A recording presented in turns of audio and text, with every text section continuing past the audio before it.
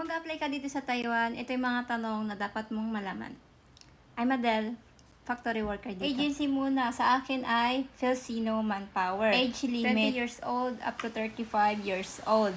Height limit, may kabatch ako na 4'11", nakapasa siya kasi yung nag-screening sa kanya mabait, ginawa siyang 5 flat sa kanyang record. Next, work experience. Yes po, kailangan nyo ng work experience, pero hindi kailangan related ka sa factory worker. Okay, any work experience pwede. Magkano gastos? Sa akin, ang ginastos ko is na-refund po lahat. Hindi po ako pwede magbigay ng specific amount, pero sa akin, yung mga ginastos ko sa requirement, sa medical, gastos ko lang siguro is yung pagkain, saka pamasahe. Meron ba ang placement fee?